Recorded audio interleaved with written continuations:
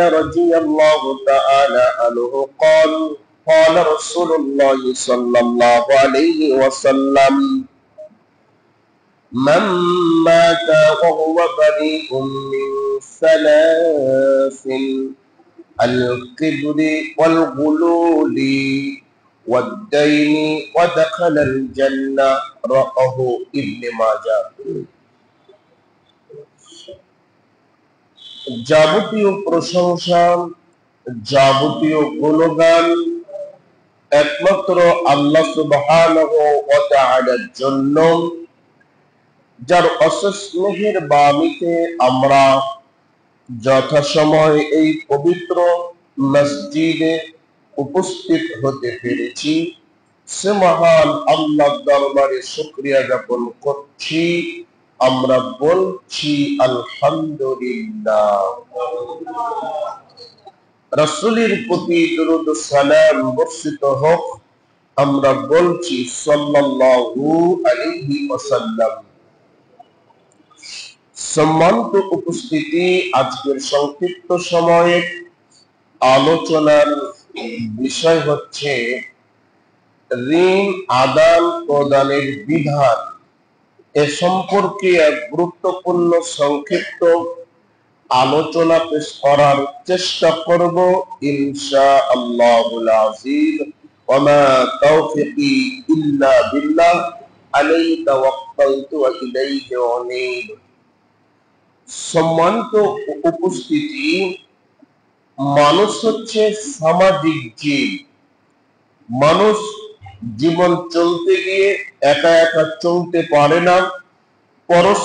পরস্পরের সাথে মিল রেখে, পরস্পরের সাথে সাহায্য সমতা রেখে, আত্মীয়তা রেখে, বন্ধুতা রেখে সমাজের মধ্যে চলাফেরা করে থাকে।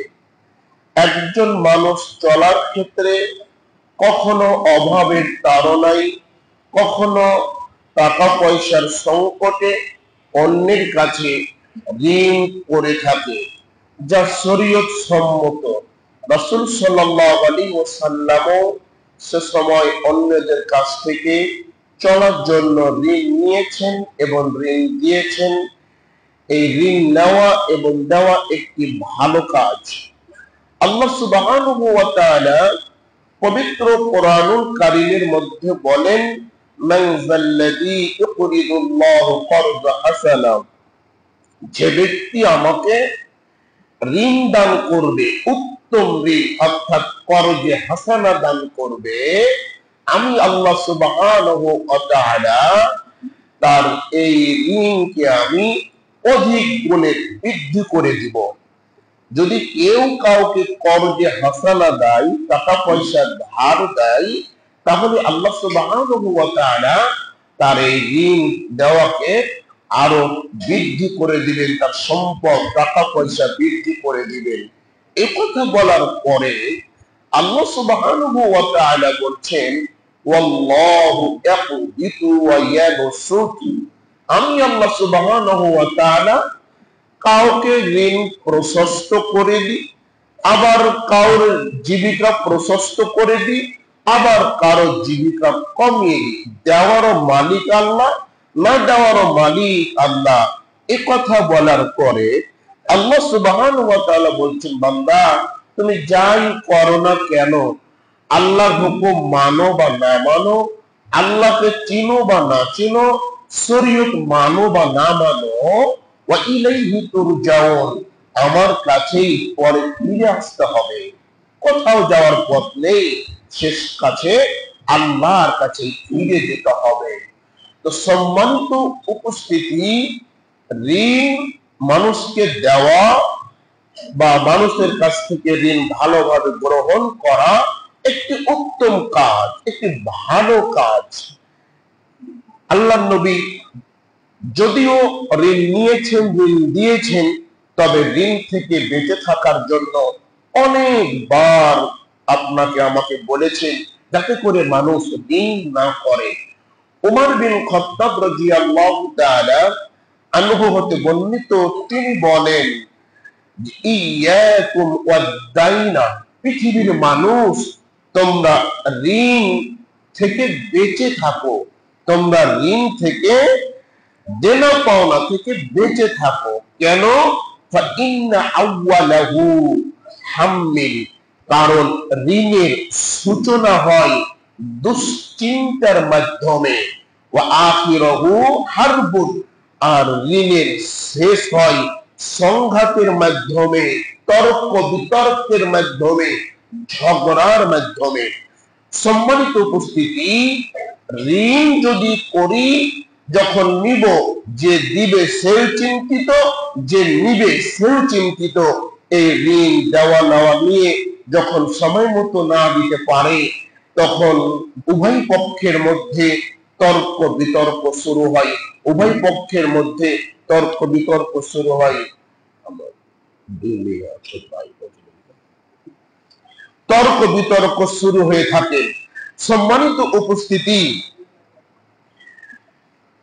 অন্য হাদিসের মধ্যে রাসূল সাল্লাল্লাহু আলাইহি ওয়াসাল্লাম বলছেন, ইন্নার রাজুলা, মানুষ যখন ঋণ নাই, মানুষ যখন ঋণগ্রস্ত হয়, তখন মানুষ হাদ্দাসা কাযাবা, যখন কথা বলে মিথ্যা কথা বলে, আর ওয়াদা আখলাফা, আর যখন ওয়াদা করে ওয়াদাকে ভঙ্গ করে।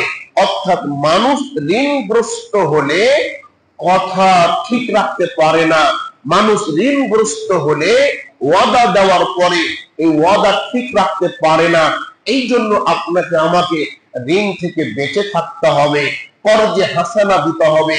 করজে হাসানা কত চমৎকার একটা জিনিস! দেখেন, রাসূল সাল্লাল্লাহু আলাইহি ওয়াসাল্লাম বলেন, মান মাতা ওয়া হুয়া বারিউন মিন সালাসিন, পৃথিবীর মানুষ যদি কোনো ব্যক্তি তিনটি জিনিস থেকে বেঁচে মৃত্যুবরণ করতে পারে, যদি কোনো ব্যক্তি তিনটি জিনিস থেকে মুক্ত থেকে, তিনটি জিনিস থেকে বেঁচে থেকে মারা যেতে পারে, দাখালাল জান্নাত, আল্লাহর নবী বলছে ও ব্যক্তি জান্নাতে প্রবেশ করবে।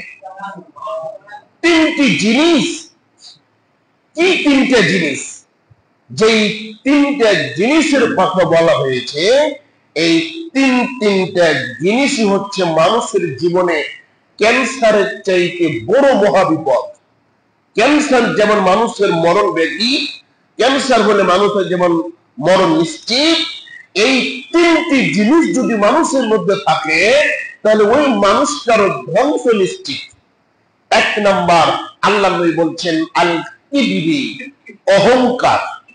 অহংকার যদি মানুষের মধ্যে থাকে, ধ্বংস নিশ্চিত, ও ধ্বংস হবেই হবে। টাকা পয়সার অহংকার হোক, চেহারা ভালো অহংকার হোক, হাতের লেখা ভালো অহংকার হোক, অথবা বক্তব্য ভালোভাবে দিতে পারে এই অহংকার হোক, আজানের সুর ভালো এই অহংকার হোক, যেই অহংকারই হোক না কেন, অহংকার যদি কোনো মানুষ করে তাহলে ধ্বংস নিশ্চিত। দুই নাম্বার, ওয়াল গুলুল, খিয়ানত করা, মানুষের টাকা পয়সা জমি জমা আত্মসাৎ করা, মানুষের টাকা পয়সা জমি জমা নিজের নামে করে নেওয়া, এক জমি 14 বার বিক্রি করা। আশ্চর্য, পৃথিবীর মানুষ এতটাই নিচু মানের পর্যায়ে মানুষ পৌঁছে গেছে, এতটাই মানুষ ছোট পর্যায়ে পৌঁছে গেছে। একটা জমির মালিক ওই জমি 3-4 জনের কাছে বিক্রি করে, দিয়ে কাউকে দিতে পারে না। না দিয়ে তখন মানুষের মধ্যে মানুষের সংঘাত তৈরি হয়, মানুষের মধ্যে মানুষের মারামারি তৈরি হয়, খুন খারাপি হয়ে যায়। এই গুলুল অর্থাৎ খেয়ানত এতটা মারাত্মক মহাব্যাধি। সম্মানিত উপস্থিতি, 3 নম্বর আল্লাহ বলছেন ওয়াদাইন, ঋণ। ঋণ থেকে যদি বেঁচে থাকো, ঋণ থেকে যদি বেঁচে থাকতে পারো, তাহলে জান্নাত। দেখেন, তিনটি জিনিস থেকে বেঁচে যদি মৃত্যুবরণ করতে পারি, তিনটি জিনিস থেকে বেঁচে থেকে যদি মানুষ মারা যেতে পারে, তাহলে আল্লাহর নবীর ভাষায় ও ব্যক্তি জান্নাতে যাবেই যাবে। এক, অহংকার। দুই, খেয়ানত করা।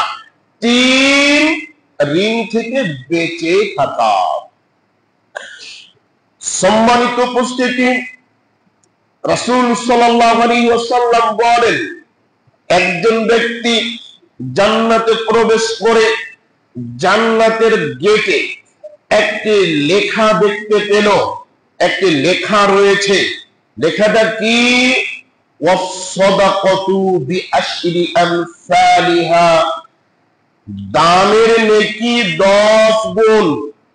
1 টাকা দান করলে 10 টাকা দান করার সমান নেকি হয়, দান করলে 10 গুণ। ওয়াল করযু বিসামানিয়াতা আশরুন, মানুষকে ঋণ দেওয়ার নেকি 18 গুণ। সুবহানাল্লাহ। ঋণ দিলে কত নেকি? 1 টাকা ঋণ দিলে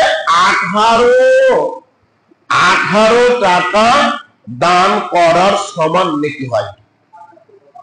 আমি বুঝাতে পারছি না মনে হয়। দেখেন, ঋণ দেওয়া মানুষের কতটা ভালো কাজ।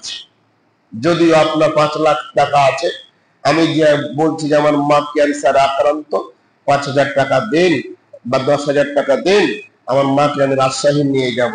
আপনি প্রথম ভাষাটাই বলছেন, আমার কাছে কোনো টাকা নেই, আমার কাছে কোনো পয়সা নেই। তখন কাকুতি মিনতি হয়ে লোকটি বলছে, আপনাকে কিছু বাড়িয়ে দিব, আপনাকে কিছু লভ্যাংশ দিব। তখন বলছে, কত লাগবে বলেন। একই মানুষ, মুখ একটা, কথা দুরকম।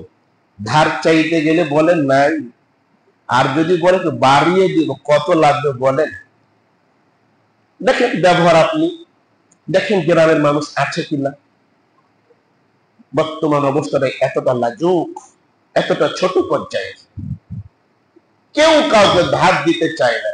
এই জন্য তো এনজিও ঘরে ঘরে, বিরাট ঘরে ঘরে তারা এই সুবিধাটা নিয়েছে যে মুসলমান তখন মুসলমানকে সাহায্য করতে চাই না, আমরা কিছু দিয়ে সাহায্য করি আর বাংলাদেশটাকে কিনা ফেলি। তাই তো হচ্ছে। এবার আপনি আসেন, সম্মানিত উপস্থিতি, যা বলছিলাম, দানের নেকি হচ্ছে 10 গুণ।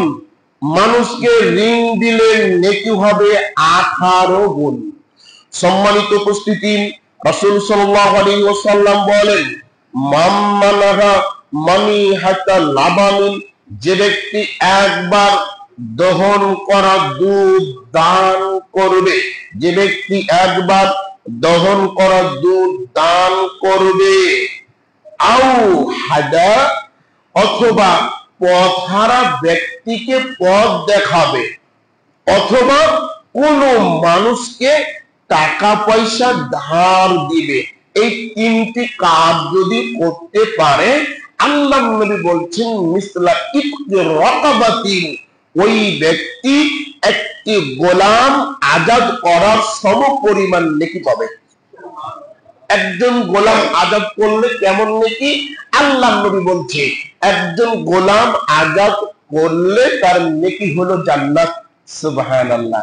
আগের যুগে মানুষ ক্রয় বিক্রয় হতো, ওই সময় যা যা কিনে নিত, যাকে কিনা হতো ওর নাম বলা হতো গোলাম বা দাস। এই দাসকে মুক্ত করলে যত নেকি, মানুষকে টাকা পয়সা ধার দিলে তত নেকি। সম্মানিত উপস্থিতি, রাসূল সাল্লাল্লাহু আলাইহি ওয়াসাল্লাম বলছেন, মা মিন মুসলিমিন ইকরিজু মুসলিমান করজাম মাররাতাইনি, যদি কোন মুসলমান অপর কোন মুসলমানকে 2 বার ঋণ দেয়, যদি কোন মুসলমান অপর কোন মুসলমানকে 2 বার টাকা পয়সা ধার দেয়, ইল্লা কানা কাসাদাকাতিহা মাররাতান, একবার টাকা পয়সা দান করার সমান নেকি পাবে। যদি কোনো মানুষ মানুষকে 2 বার ঋণ দেয়, মনে করেন একজন মানুষকে একবার 1 লক্ষ টাকা ঋণ দিল, আবারও 1 লক্ষ টাকা ঋণ দিল, 2 বার ঋণ দিল, 1 লক্ষ টাকা আল্লাহর রাস্তায় দান করার সমান নেকি পাবে। ঋণ দেওয়ার কত নেকি, আর ফিরিয়ে দিয়েন না যে লভ্যাংশ থাকলে দিব, এটা আর বলিয়েন না, ঋণ দেওয়ার চেষ্টা করিয়েন। সম্মানিত উপস্থিতি, রাসূল সাল্লাল্লাহু আলাইহি ওয়াসাল্লাম বলছেন, মা মিন মুসলিমিন, যদি কোন মামিন ইয়াউমিন ইসবিহুল ইবাদু, প্রত্যেকদিন দুইজন করে ফেরেশতা পৃথিবীতে অবতরণ করে, প্রত্যেকদিন দুইজন করে ফেরেশতা পৃথিবীতে আসে। ওয়ায়াকুলুল আহাদুহুমা, তাদের মধ্যে একজন ফেরেশতা বলে, তাদের মধ্যে একজন ফেরেশতা বলে, আল্লাহুম্মা আতি মুনফিকান খলাফান, হে আল্লাহ তুমি দানবীরের দানকে বৃদ্ধি করে দাও, ঋণদাতার ঋণকে তুমি বৃদ্ধি করে দাও। ওয়ায়াকুলুল আখর, অন্যজন ব্যক্তি বলে, আল্লাহুম্মা আতি মুমসিকান তালাফান, হে আল্লাহ তুমি বখিলকে ধ্বংস করে দাও। টাকা পয়সা থাকা সত্ত্বেও সাহায্যের হাত বৃদ্ধি করে না, যে টাকা পয়সা থাকা সত্ত্বেও মানুষকে সহযোগিতা করে না, যে এমন বখিলকে আল্লাহ তুমি ধ্বংস করে দাও। সম্মানিত উপস্থিতি, তাহলে ফেরেশতাদের দুয়ার পাওয়া যাবে যদি আমরা মানুষকে ঋণ দিতে পারি। এবার আপনি আসেন, রাসূল সাল্লাল্লাহু আলাইহি ওয়াসাল্লাম বলছেন, মান তালাবা হাক্কান ফালিয়াতলুবহু, যে ব্যক্তি ঋণের টাকা পয়সা তাগাদা দিবে, যে ব্যক্তি ঋণের টাকা পয়সা আদায়ের জন্য তাগাদা দিবে, ফি আফাফিন, সে যেন বিনয়ের সাথে তাগাদা দেয়, সে যেন নরমের সাথে তাগাদা দেয়, সে যেন সহনশীল হয়ে তাগাদা দেয়। ওয়াফিন আও গায়রা ওয়াফিন, একই তার টাকা, একই তার ঋণ আদায় হোক বা না হোক। চিন্তা করেছেন, বিরাট থেকে, এনজিও থেকে, বা বর্তমান বাংলাদেশের যে কোনো বীমা থেকে, যে কোনো এনজিও থেকে টাকা নিয়েছেন, শোধ করতে পারেন না, টাকা দিতে পারেন না, কি হলো? আদালতে কেস হলো, বাড়ি খান গেল, জমি জমা গেল, এবং 2-3 বছর জেল খাটতে হলো। বলেন এটা কি মানুষকে ঋণ দেওয়া? সামনে আসবে, খুব ধৈর্য ধরে শুনেন, এটা কি ঋণ? কি দিলেন আপনি? আল্লাহ রাসূল বলছে ঋণ আদায় করতে বিনয়ের সাথে, একই ঋণ আদায় হোক বা না হোক। আপনি তার নামে কেস করলেন, তার বাড়ি খানটা নিলেন, তাকে জেলের মধ্যে পাঠালেন, এই কোন ব্যবহার আপনার? আবার ওর মধ্যে আবার আমি নিজে চাকরি করি পেটের জন্য। সম্মানিত উপস্থিতি, এবার আপনি আছেন, আল্লাহ সুবহানাহু ওয়া তাআলা পবিত্র কোরআনুল কারীমের মধ্যে বলছেন, ওয়া ইন কানা যু উসরাতিন ফানাদিরাতুন ইলা মাইসারা, ঋণগ্রস্ত ব্যক্তি যদি অভাবী হয়, যদি কোনো ব্যক্তি অভাবী, ঋণগ্রস্ত ব্যক্তিকে সচ্ছলতা হওয়া পর্যন্ত অবকাশ দেয়। ওয়া আনতা সাদদাকু খায়রুল লাকুম, অথবা যদি তার টাকা পয়সা ঋণ যদি ক্ষমা করে দেওয়া যায়, এটা তার জন্য উত্তম। ইন কুনতুম তা'লামুন, যদি তারা জানে। তাহলে বোঝা গেল, আল্লাহ বলছেন যদি কোনো ব্যক্তি ঋণগ্রস্ত ব্যক্তিকে সচ্ছলতা হওয়া পর্যন্ত অবকাশ দেয় অথবা মাফ করে দেয়, এটাই তার জন্য উত্তম, যদি তারা জানে। সম্মানিত উপস্থিতি, রাসূল সাল্লাল্লাহু আলাইহি ওয়াসাল্লাম বলেন, মান আনজারা মুসিরান, যে ব্যক্তি কোন ঋণ অভাবী ঋণগ্রস্ত ব্যক্তিকে সচ্ছলতা হওয়া পর্যন্ত অবকাশ দিবে অথবা তার ঋণকে মাফ করে দিবে, কাল কিয়ামতের মাঠে আল্লাহ সুবহানাহু ওয়া তাআলা তার আরশের নিচে থাকার সুব্যবস্থা করে দিবেন। আরশের নিচে থাকতে হলে ঋণদাতার ঋণ হয় তাকে শোধ করার মতো একটা সময় দিতে হবে, অথবা তার ঋণকে মাফ করে দিতে হবে, তাহলে আরশের নিচে থাকার সুব্যবস্থা হয়ে যাবে। সম্মানিত উপস্থিতি, রাসূল সাল্লাল্লাহু আলাইহি ওয়াসাল্লাম বলেন, বনী ইসরাইলের যুগে একজন মানুষ, তার কোনো ভালো আমল ছিল না, তার কোনো ভালো কর্ম ছিল না। লোকটি মানুষের সাথে ব্যবসা বাণিজ্য করত, লোকটি মানুষের সাথে লেনদেন করত, লোকটি ছিল সচ্ছল। ওই ব্যক্তি তার কর্মচারীদেরকে নির্দেশ দিয়েছিল, ওই ব্যক্তি তার কর্মচারীদেরকে নির্দেশ দিয়েছিল, অভাবী দুস্থ লোক আমার কাছে আসলে তোমরা তার ঋণটা মাফ করে দিও। এই মাফ করে দেওয়ার কারণে অন্য কোনো ভালো আমল না থাকার পরেও আল্লাহ সুবহানাহু ওয়া তাআলা ওই ব্যক্তির জীবনের পাপগুলো ক্ষমা করে দিয়েছেন। সম্মানিত উপস্থিতি, এবার আপনি আসেন, ঋণ অবশ্যই বৈধ টাকার ঋণ হতে হবে, বৈধ টাকা দিয়েই ঋণ দিতে হবে, বৈধ টাকা থেকে ঋণ নিতে হবে। অন্যায় টাকা থেকে, হারাম টাকা থেকে, পয়সা থেকে ঋণ নিতে হবে না, দিতে হবে না। সম্মানিত উপস্থিতি, আমরা অনেকেই অনেক সময় অবৈধ পন্থায়, অবৈধ পন্থায় বিভিন্ন ব্যাংক থেকে, বিভিন্ন সুদী ব্যাংক থেকে আমরা টাকা পয়সা নিয়ে থাকি। সম্মানিত উপস্থিতি, সুদ এত মারাত্মক একটা পাপ, সুদ এত মারাত্মক একটা জঘন্যতম পাপ, যেই পাপ হচ্ছে নিজের মায়ের সাথে জেনা করার মতো পাপ। 1 টাকা শুধু খেলে কত বড় পাপ হয়, নিজের মায়ের সাথে জেনা ব্যভিচার করলে যত বড় পাপ হয়। অন্য হাদিসের মধ্যে বলা হয়েছে, রাসূল সাল্লাল্লাহু আলাইহি সাল্লাম বলছেন, 36 বার জেনা ব্যভিচার করলে, 36 বার জেনা ব্যভিচার করলে যত বড় পাপ হবে, 1 টাকা সুদ খেলে তত বড় পাপ হবে।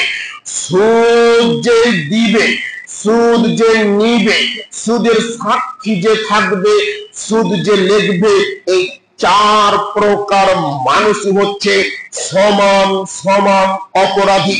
মন দিয়ে শুনেন, সুদ যে নিবে, সুদ যে দিবে, সুদ যে লিখবে, সুদের সাক্ষী যে থাকবে, এই 4 প্রকার মানুষ হচ্ছেন সমান সমান অপরাধী।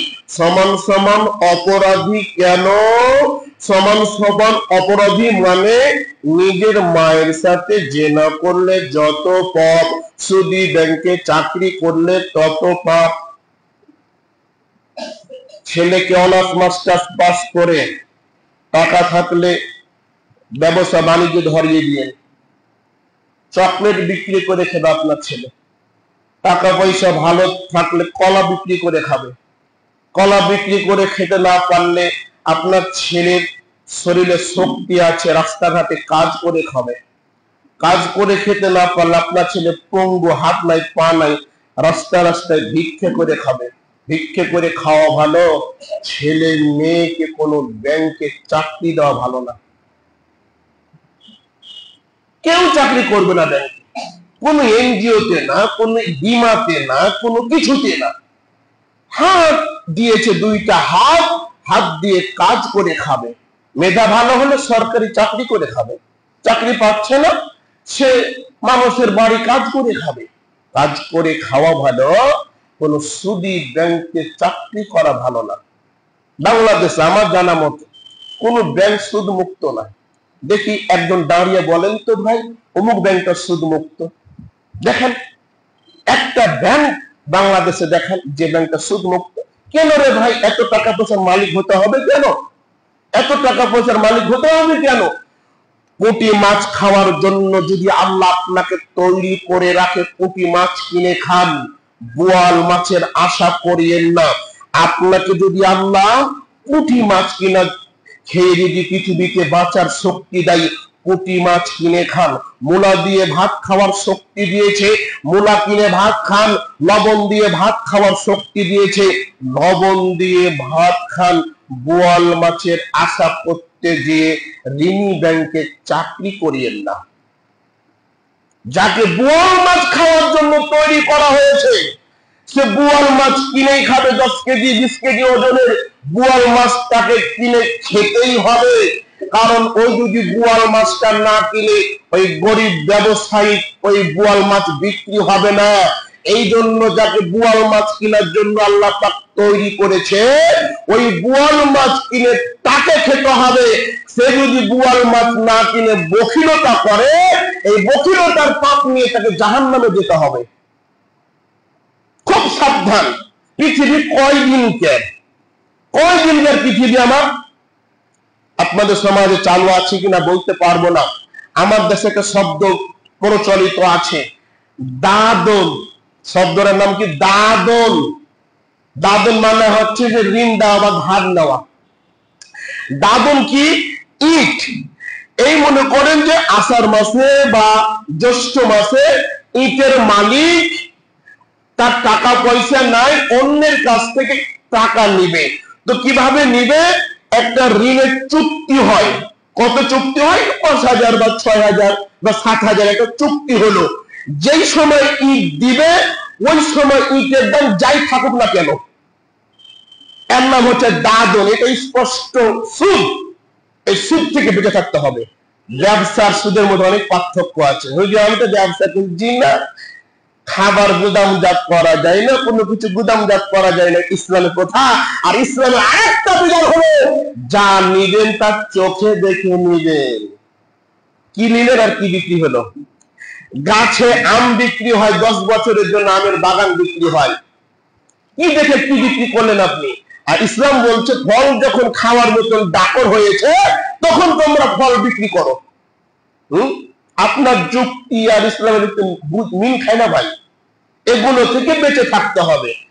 হক পথে ইনকাম করে টিকে থাকা বা জমি জমা কিনা খুব কঠিন। যখনই আপনি একটু বেপথে চলে যাবেন, টাকারই পাহাড়, খালি টাকা টাকা, একটু খালি বেপথে চলে যাবে তাহলে টাকা। অনেক ভাই ব্যাংকে লেখা থাকে বায়ু মুদাবিরা। এটা দেখবেন খুব সুন্দর করে লেখা আছে, বায়ু মুদাবিরা। যে লিখেছে সে আর মর্ম ভালো বুঝতে পারেনি, আর মানুষ মনে করছে যে বাই মানে তো ক্রয় বিক্রয় করা, মুদাবিরা মানে চুক্তিবদ্ধ। এভাবে সুদ খাও, আমাদের সুদ এখানে কম ওখানে একটু বেশি, মুনাফা খাও, সুদ খেতে হবে না। এবার আপনি আসেন, সুদ ঘুষ এগুলো থেকে আপনাকে বেঁচে থাকতে হবে। অন্যদিন আলোচনা করব সুদের কি আকার আকৃতি, কোনগুলো সুদ আর কোনগুলো ব্যবসা সমাজে প্রচলিত রয়েছে, দেখেন আপনারা টিকতে পারেন কিনা। সম্মানিত উপস্থিতি, ঋণ পরিশোধ না করার পরিণাম। ঋণ করে যদি মারা যান আর আপনার অনেক সওয়াব অনেক নেকি করেছেন, ঋণ রেখে মারা গেছেন, ঋণ রাখা মারা যাওয়ার পরে কিয়ামতের মাঠে আপনিও আপনার নেক আমল নিয়ে উপস্থিত হবেন। আর যার ঋণ নিয়ে মারা গেছেন সে এসে বলবে, আল্লাহ এই ভালো মানুষটির এত নেকি এত সওয়াব, আমার এত টাকা মেরে খেয়েছে, আমার টাকাটা আমি আজকে চাই। পৃথিবীতে তো পাইনি, আজকে প্রয়োজন। পৃথিবীতে তো মেরে খেয়েছে। কত দরবেশ দেখবেন ভাই, বাবা মরে গেছে বোনকে জমি দেয় না। কত দরবেশ দেখবেন, টুপি পাঞ্জাবি সবই আছে, সবকিছু ভালো, এত ভালো দেখলে ফেরেশতা ভয় পায়, দেখি বা কি ফেরেশতা রে, কিন্তু বোনের জমি হক মেরে খেয়েছে। অনেক আল্লাহর বান্দা পৃথিবীতে আছে, অনেক আছে। আপনাদের সমাজে হয়তো ভালো নাই মনে হয়, কিন্তু এরকম মানুষ পৃথিবীতে অনেক, যারা বোনের জমিকে নিজের মনে করে খায়। আবার যখন বোন জমি নেওয়ার জন্য কথা বলল, বোন বলছে জমিটা আমাকে দিয়ে দাও, জমিটা বুঝিয়ে দিতে গিয়ে মারামারি হানাহানি কাটাকাটি হওয়ার পরে জমি যখন বোন পেয়ে গেল, ভাই বলছে আজকে সম্পর্ক ছিন্ন করলাম, আর বোনের খোঁজ লাই না। কেন? জমি নিজে বনে, যেমনই জমির ভাগ বনে নিয়ে নিল তেমনই সম্পর্ক ছিন্ন করলো। ভাই আর বোনের খোঁজ লাই না, বোন আর ভাইয়ের খোঁজ লাই না, মাসের মাস, বছরের পরে বছর কেউ কারো খোঁজ লাই না। কোন নীতি আমরা আছি? এবার যদি ঋণ রেখে মারা যান আর যদি অনেক সওয়াব নিয়ে যান, ওই ব্যক্তি আপনার কাছে এসে আল্লাহর কাছে অভিযোগ করবে, আল্লাহ এই ব্যক্তি আমার অনেক টাকা মেরে খেয়েছে, আজকে আমি চাই। তখন আল্লাহ বলবে তার ভালো আমলগুলো এই বান্দাকে দিয়ে দাও। ভালো আমলগুলো দেওয়া হয়ে যাবে। আর একজন এসে বলবে, আল্লাহ এই ব্যক্তি আমার দোকানে 20,000 টাকা বাকি হয়েছে। বাকি খাওয়ার একটা সিম্পল ব্যাপার। যদি নতুন দোকান হয় বাকি খাওয়া শুরু বেশি ও দোকানে। কেন? দোকানদার মনে করে বাকি দিলে খরিদ্দার বেশি আসবে, আর খরিদ্দার মনে করে বাকি দেওয়ার রাস্তাটা পেয়ে গেছে। নতুন দোকানের অবস্থা, নতুন দোকান দিলে ওই মনে করে বাকি টাকা দিয়ে আমাকে একটু ওপরে উঠতে হবে, আর খরিদ্দার মনে করে একটা দোকান পেয়েছি, দোকানে বাকি দিয়ে কিছু ফাঁকি মারা যাবে। ইস, আবার যখন ঋণ আদায় হয় না, আবার হাল খাতা দিয়ে আবার জিলাপি মিষ্টি খাইয়ে টাকা আদায় করতে কত কষ্ট। বুঝতে পেরেছেন তো? এই যে আরেকজন ব্যক্তি এসে বলবে, আল্লাহ এই তো সে ব্যক্তি আমার দোকানে এত টাকা বাকি খেয়েছিল, আমার টাকা চাই। তখন ওই লোকটা তার ভালো আমল নাই, তখন কি করা হবে? এই লোকটির পাপ গুলোকে ওই ব্যক্তির ঘাড়ে চাপিয়ে দেওয়া হবে।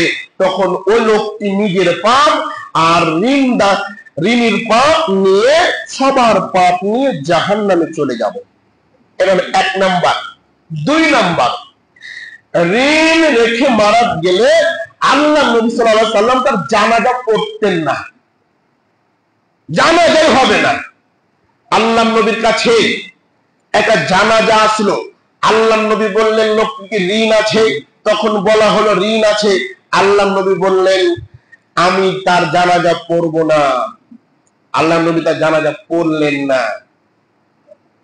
আবার আরেকটি জানাজা আসলো, আল্লাহ নবী জিজ্ঞাসা করলেন তার ঋণ আছে, বলা হলো ঋণ আছে। তখন অন্য একজন ব্যক্তি বলল, হে আল্লাহর রাসূল আমি তার পক্ষ থেকে ঋণ শোধ করার দায়িত্ব নিলাম।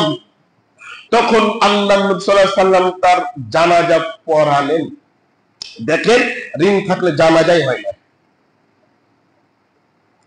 বাবা মারা গেছে, ছেলে জানাজার সামনে এসে রুমাল দিয়ে চোখের পানি মুছছে আর বলছে যে আমার বাবা যদি কারো কাছে ঋণ রেখে মারা যায়, আপনারা আমার সাথে যোগাযোগ করিয়ে আমি আপনার ঋণ শোধ করে দিব। বাবার কবর শুকাইতে যতদিন লাগে, ছেলের এই কথাটা ভুলতে অতদিন লাগে না। কথাটাকে বুঝতে পারলাম কিনা? ছেলে এসে বলছে আমার বাবা অনেক ঋণ টিন করেছি, যা হয়তো হয়েছে, আপনারা আমার সাথে দেখা করে ঋণ দিয়ে দিব।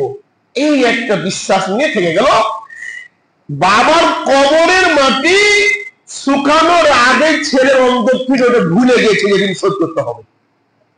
এই জন্য পরের ওপরে রেখে যায় না।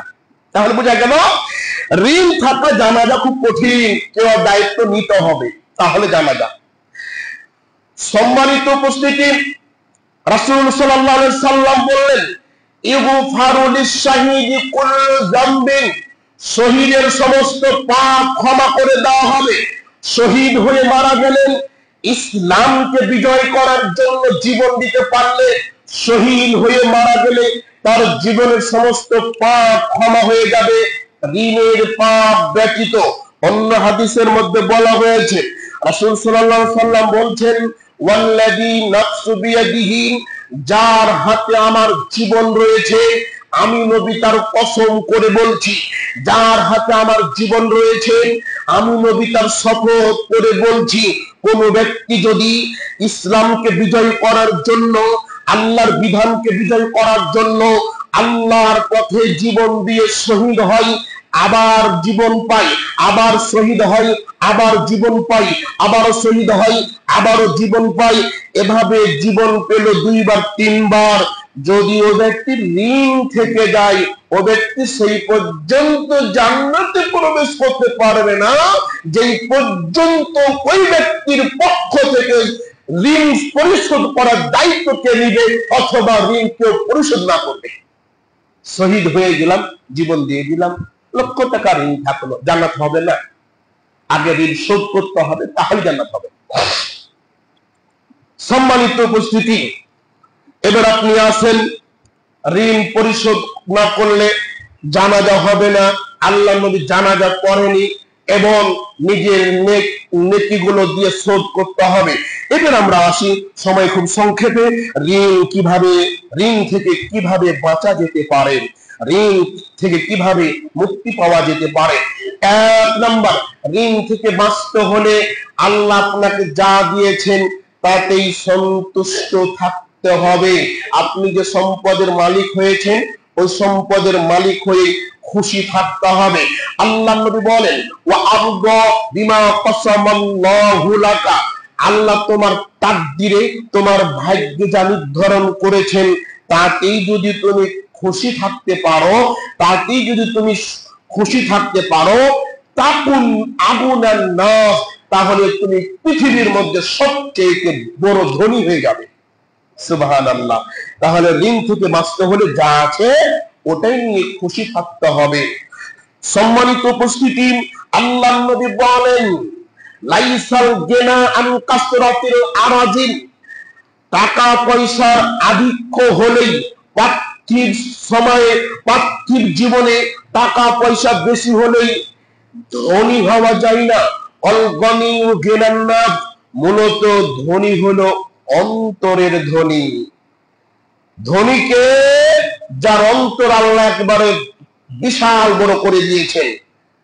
টাকা পয়সা থাক বা না থাক, ভালো কাজ করার জন্য সর্বপ্রথম অগ্রসর সে, কারণ তার অন্তরটা আল্লাহ পাক বড় করে দিয়েছেন। আবার কিছু টাকা পয়সা ব্যক্তি দানের সময় একেবারে ছোট হয়ে আসে, এত টাকা দান করে দিব, আরে। আর দেখেন কিছু গরিব মানুষ টাকা নেই, পয়সা নেই, কিন্তু অন্তরটা আল্লাহ বিশাল করে দিয়েছে। এ হচ্ছে প্রকৃত ধনী। ঋণ থেকে বাঁচার 2 নম্বর পয়েন্ট হলো ওপরের দিকে না তাকা। আল্লাহ নবী বলছেন, উনজুরু ইলা মান হুয়া আসফালা মিনকুম, তোমরা ওদিকে লক্ষ্য করো তোমার চেয়ে নিম্ন পর্যায়ে যারা, তোমার চেয়ে যারা নিচু ভাবে পৃথিবীতে চলাফেরা করছে তাদের দিকে লক্ষ্য করো। ও সমস্ত ব্যক্তিদের দিকে লক্ষ্য করিও না যারা তোমাদের চাইতে উঁচু পর্যায়ে রয়েছে। যদি এটা করতে পারো তাহলে আল্লাহ সুবহানাহু ওয়া তাআলা নিয়ামত তোমার কাছে আর কখনো খাটো মনে হবে না। সুবহানাল্লাহ। সম্মানিত উপস্থিতি, আপনার তো একটা বাড়ি আছে, কারো তো বাড়িটাও নেই। আপনার তো 2টা ঘর আছে, কারো শোয়ারও জায়গাটা নেই। আপনি তো 3 চালা দিয়ে একটু বসতে পারেন, শুইতে পারেন, কেউ ওরকম জায়গাটা নেই। দেখেন কমলাপুর রেলওয়ে স্টেশনে কত মানুষ একেবারেই আকাশের নিচে ঘুমিয়ে পড়ে। কত মানুষ দেখবেন ঢাকা শহরে গেলে বহুরূপী মানুষ একই ডাস্টবিনে পুকুরে খাচ্ছে, ওই ডাস্টবিনে কাক খায়, ওই ডাস্টবিনে আবার কিছু অসহায় মানুষও ওই জায়গা থেকে কিছু কুড়িয়ে খায়। ঢাকা শহরে গেলে বহুরূপী মানুষ দেখেন। আপনার একটা বাড়ি আছে, তার একটা বাড়িও নাই, তার একটা ঘরও নাই, তার খাবারও নাই, সে রাস্তায় টোকায় মতো জীবন পার করে। আপনি কি তার চেয়ে ভালো না? আপনি যদি এই চিন্তাটা নিয়ে আসতে পারেন তাহলে আপনি যে পর্যায়ে আছেন আর ঋণ করার মন চাইবে না। আমার যা আছে এটা নিয়ে চলবো, ডাল খুঁজি যা আছে আমি এটাই খাবো, আমি বড় আশা করতে যাব না। টাকা পয়সা যখন বেশি হবে তো বড় আশা করবেন। সম্মানিত উপস্থিতি, ঋণ শোধ করা আরো একটি পয়েন্ট হলো বেশি বেশি করে দান করতে হবে। এদের তো খেলা, বুঝে 10,000 টাকা দিলেই কমে যায়, কেমন কথা বলছেন? আমি কি বলবো? আল্লাহ নবী বলছেন, মা নাকাসা মালু আবদিন মিন সাদাকাতিন, দান করলে মানুষের টাকা পয়সা কমে না। সুবহানাল্লাহ। আমি কি বলবো ভাই, হাদিসের সাথে বাস্তবতা আপনি বুঝতে পারছেন। অনেকে এই হাদিসের তাফসীর নিয়ে এসেছে, হয়তো বা আল্লাহ পাক তার বালা মুসিবত গুলো দূর করে দেয়, যা ইনকাম করে তাই থেকে যায়। আবার কেউ তাফসীর করেছে যে একজন মানুষ সুদ খেতে খেতে মেলা টাকা পয়সার মালিক, এমন অসুখ হয়ে গেল সবই শেষ, তার জীবনটাই শেষ। এত টাকা পয়সাতে কি হবে? আর যদি কেউ দান করে, হয়তো আল্লাহ পাক তার বালা মুসিবত থেকে রেখে যা ইনকাম করে সেটাই তার জীবন পার হয়ে যাবে। এটা তাফসীর কারকরা নিয়ে এসেছেন। সম্মানিত উপস্থিতি, আরেকটা বিষয় ভাববেন, যদি সুদের সাথে সম্পর্কিত থাকে, আপনি জীবনে ফকির না হলেও আপনার ছেলে মেয়েকে ভিক্ষা করে খেতেই হবে। হয়তো আপনি দিনকাল যেভাবে পার করে ফেলেছেন, আপনার ছেলে মেয়ে একদিন ভিক্ষা করে খাবেই খাবে, নিঃস্ব হবেই হবে। যদি কেউ সুদের সাথে জড়িত হয়ে থাকে, যদি কেউ সুদি কারবারি করে থাকে, ওর ঘরে তো বিপদ মুসিবত আছে, অত বিপদ যাবে না, ওই হয় ভিক্ষা করে খাবে, নতুবা তার পরবর্তী প্রজন্ম ভিক্ষা করে খাবেই খাবে। এটা আসলে হাদিস, সুদ খেলে তাকে নিঃস্ব হতেই হবে। কিসের জন্য লোনে বাড়ি করতে হবে রে ভাই? কিসের জন্য লোন নিয়ে আপনাকে ইন্ডাস্ট্রি তৈরি করতে হবে? কিসের জন্য লোন নিয়ে আপনাকে গাড়ি বাড়ি করতে হবে? আপনার 500 টাকা ইনকাম, 600 টাকা ইনকাম ভাগ করে ফেলেন। 3 কেজি চাউল নিব, 2 কেজি আলু নিব, 2 কেজি শাক নিব, ভাগ করে ফেলেন। 600 টাকা প্রতিদিনের হাজিরাকে ভাগ করে ফেলেন। ভাগ করে ফেলার পরে দেখেন, প্রত্যেক দিন হাজিরা ভাগ করার পরে দেখেন 100 টাকা আপনার থেকে যাবে। বর্তমানে চাউলের দাম এত, বেগুনের দাম এত হলো সত্ত্বেও আপনি যদি অন্যের দিকে না তাকিয়ে নিজের ইনকামটাকে ভাগ করতে পারেন, 500 টাকা ইনকাম হয়েছে, 600 টাকা পেয়েছেন, এই 600 টাকার মধ্যে আপনি ইনকামটাকে ভাগ করে ফেলেন। 2 কেজি চাল লাগবে, 2 কেজি আলু লাগবে, 5 কেজি বেগুন লাগবে, যা লাগবে ভাগ করে ফেলেন। ভাগ করার পর আপনি দেখেন দিন শেষে রাত্রে ঘুমাবেন একেবারে আরামের সাথে, কোনো ঝামেলা নেই। পকেটে 100 টাকা 150 টাকা থেকে যাবে। আর আপনাকে ঋণের মানুষ এসে, কোন এনজিও এসে বাড়ির দরজা নক করবেন, আপনি সুখে শান্তিতে ঘুমাতে পারবেন। আর যদি বাড়িতে এনজিও ঢুকে যায়, আর যদি বাড়িতে কোনো সুখ ঢুকে যায়, ক্যান্সার হলেও আপনাকে কাজ করে ওই ঋণের কিস্তি দেওয়াই লাগবে। এর নাম হচ্ছে ঋণ। বন্ধুগণ আমার, যা ইনকাম করছেন ওটাকে বন্টন করে ফেলেন, দেখবেন জীবন সুখ হয়ে যাবে আপনার। কিন্তু আমরা করতে পারি না। সম্মানিত উপস্থিতি, এবার আপনি আসেন আরেকটা পয়েন্ট। ঋণ শোধ করার আরেকটি পয়েন্ট হলো আল্লাহর কাছে দোয়া করতে হবে। কি করতে হবে? দোয়া করতে হবে। ঋণ যদি পাহাড় সমান হয়, ঋণ যদি পাহাড় সমান হয়, আর যদি মানুষ এই দোয়াটি বলে, আল্লাহুম্মা কফিনি, বলেন আল্লাহুম্মা কফিনি বিহালালিকা আন হারামিকা ওয়া আগনিনি বিফাদলিকা আম্মান সিওয়া, যদি এই দোয়াটা বলেন, তাহলে আল্লাহ পাক পাহাড় সমান ঋণ শোধ করার একটা ব্যবস্থা করে দিবেন। আর এই দোয়া করবেন আর সন্ধ্যার সময় গাঁজা টানবেন, তাহলে তো হবে না। কত মানুষ চালাকি ভাই, সিগারেটের ওই জর্দা গুলো ফেলে দিয়ে গাঁজা টানে, গাঁজা ভরে টানে। গ্রামে মনে হয় আছে কিনা বলতে পারবো, যেহেতু গ্রামে খুব কম যায়। তবে আমার জানা মতে প্রায় প্রত্যেকটা গ্রামে উঠতি বয়সের ছেলেরা আজ গাঁজার সাথে জড়িত। মা গেছে, বাবা গেছে, ভাই গেছে, সব শেষ, উঠতি বয়সের ছেলেরা। আর এরা এতটা সমস্যা, যাদের বয়স 30-35 হয়েছে, তারা এখনো আলেম ওলামাকে দেখলে, মুরব্বী মানুষকে দেখলে সিগারেটটা হাতের পিছনে পড়ে, যে হুজুর মানুষ আসছে যে এটা খাওয়া যাবে না। আর এই উঠতি বয়সের ছেলেরা এতটা সমস্যা, এতটাই তাদের আখলাক, তাদের চরিত্র এতটাই সমস্যার মধ্যে রয়েছে, কিসের হুজুর, কিসের বাপ, কিসের বড় বাপ কিছুই মানে না, সবার সামনে টানে। এবং তোমার অবস্থা এতটা লাজুক হয়েছে। বলেন তো কেন? যেই দিন থেকে বড় বাবা আর তার ভাইস্তাকে শাসন করতে পারে না, যেই দিন থেকে দাদা তার নাতিকে শাসন করতে পারে না, যেই দিন থেকে মাদ্রাসার শিক্ষক তার ছাত্রকে শাসন করতে পারে না, স্কুলের শিক্ষক তার ছাত্রকে শাসন করতে পারে না, কেন? ইমাম সাহেব ওইখানে চাকরি করে, একটা ছেলেকে মেরেছে, ইমাম সাহেবের বাড়িঘর ভেঙে দাও। বড় বাপ তার ভাইস্তাকে মেরেছে, ভাই তোমার সাথে সম্পর্ক থাকতে পারে, তুমি কেন আমার ছেলেকে মারলা? কোথায় যাবেন আপনি? আজ থেকে 20 বছর আগে হেডমাস্টার রাস্তা দিয়ে চললে স্কুল মাদ্রাসার ছাত্ররা ভয়ে পালাতো, হেডমাস্টার আসছে হয়তো বা আমাদের গুণ দেখতে পারে, আর এখন কিছু মনে করে না, ঘাত ধরে হেঁটে বেড়ায়। এই যে শাসন যেদিন থেকে সমাজ থেকে উঠে গেছে, সেই দিন থেকে সন্তানগুলো মানুষকার মানুষ মনে করে না।